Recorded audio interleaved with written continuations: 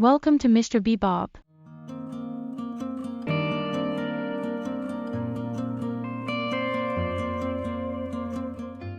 The Man in the Brown Suit is a work of detective fiction by British writer Agatha Christie, first published in the UK by the Bodley Head on August 22, 1924, and in the US by Dodd, Mead and Company, later in the same year. The character Colonel Race is introduced in this novel. Here are some interesting facts and trivia about the novel.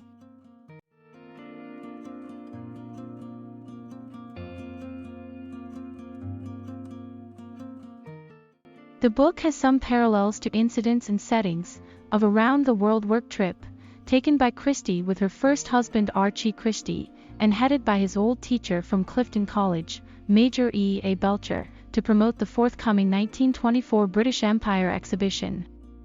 The tour lasted from January 20th to December 1st, 1922.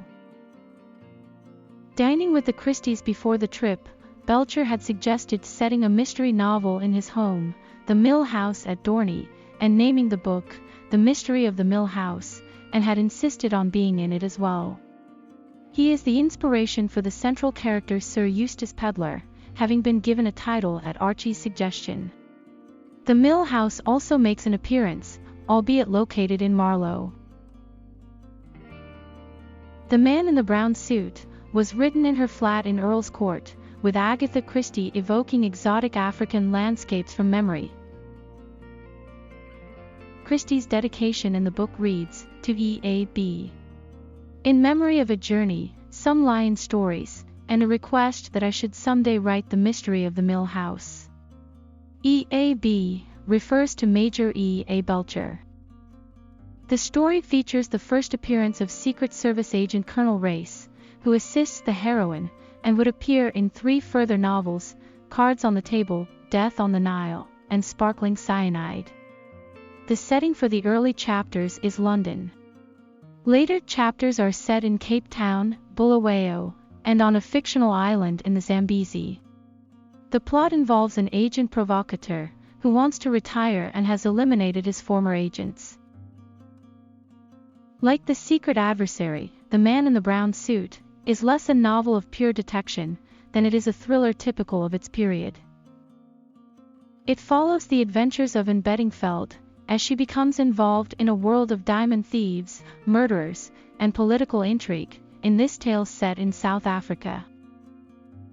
Reviews were mixed at publication, as some hoped for another book featuring Hercule Poirot, while others liked the writing style, and were sure that readers would want to read to the end to learn who is the murderer.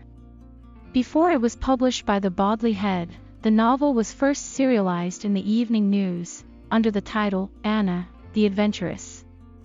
It ran in 50 installments from November 29, 1923 to January 28, 1924.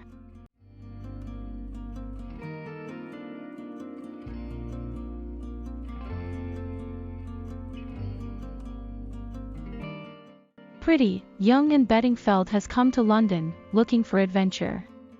But adventure finds her, when a strange-smelling man falls off an underground platform, and is electrocuted on the rails. The police verdict is accidental death. But who was the man in the brown suit, whose appearance frightened the dead man, and who examined the body before running away? She picks up a piece of paper dropped nearby, with a message that leads her to South Africa, where she fits more pieces of the puzzle together about the death she witnessed. There is a murder in England the next day, and the murderer attempts to kill her on the ship en route to Cape Town. Armed with only this cryptic clue, Anne is determined to track down the man in the brown suit, and bring the mysterious killer to justice.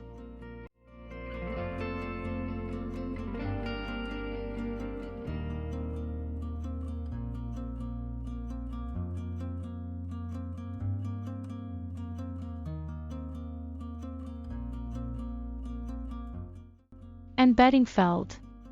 Orphan daughter of Professor Bedingfeld, famous archaeologist.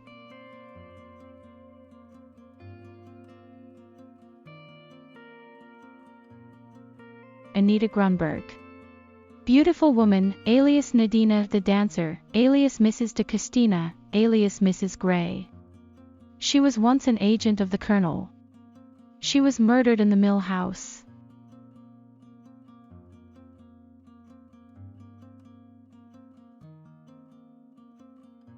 John Harold Eardsley, son of Sir Lawrence Eardsley, the South African mining magnate, who died a month before and is aboard the ship.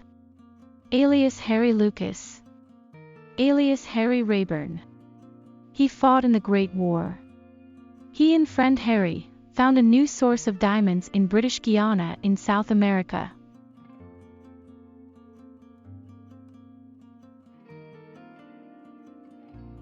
Harry Lucas, friend of John Eardsley, killed in the Great War.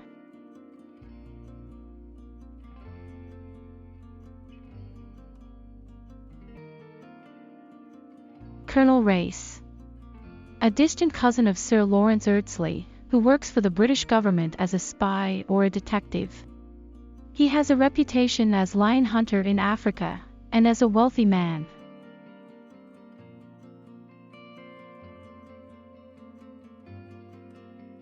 Suzanne, the Honourable Mrs. Clarence Blair, a society lady who befriends Anne Bedingfeld.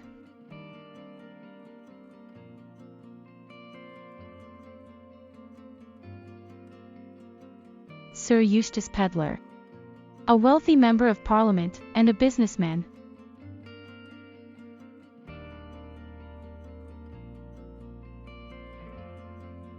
Guy Paget, Sir Eustace Pedler's secretary.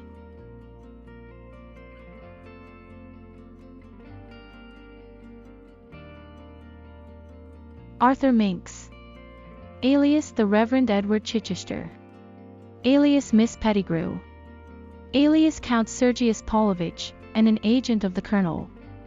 He agrees to work with Harry Rayburn, and uses his acting skills to be many characters, and to play the risky double game.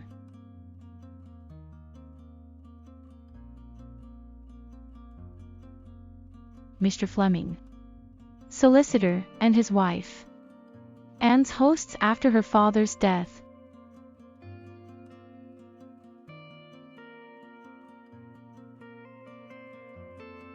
L.B. Carton, Anita Grunberg's husband, a diamond sorter for De Beers in South Africa. He died at Hyde Park Tube Station.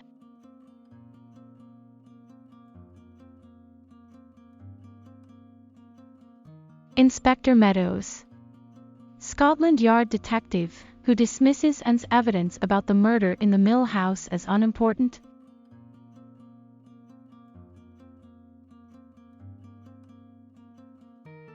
Lord Nasby, owner of the Daily Budget and Anne's employer.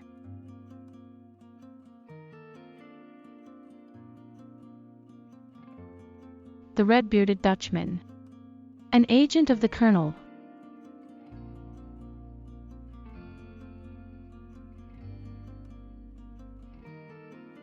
Mrs. Caroline James, wife of the gardener at the mill house, who gives the keys to potential renters.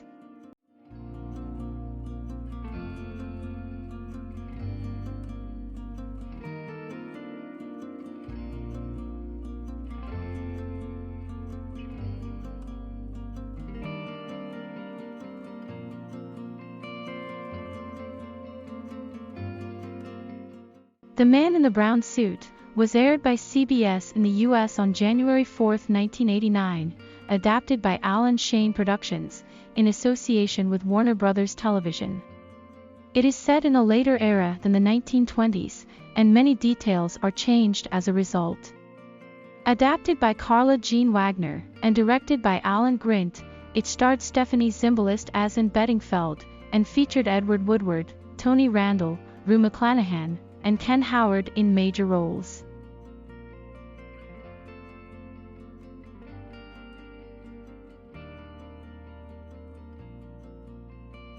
The novel was also adapted as a 2017 episode of the French television series Les Petits Murders d'Agatha Christie. The Man in the Brown Suit was released by HarperCollins as a graphic novel adaptation on July 16, 2007, and December 3, 2007, adapted by Hug Hot and illustrated by Barry. This was translated from the edition first published in France by Emmanuel Proust Editions in 2005, under the title of L'Homme au Complet Marin.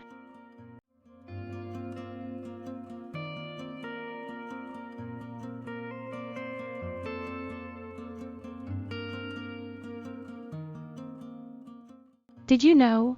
The £500 Agatha Christie received for the first publication of this story, paid for her first car, a grey bottlenose Morris Cowley.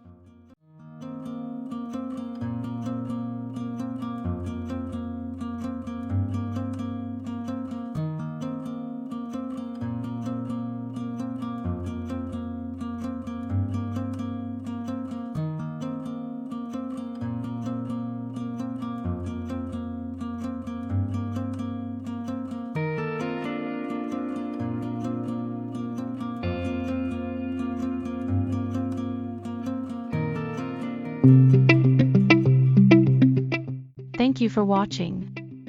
See you again next time.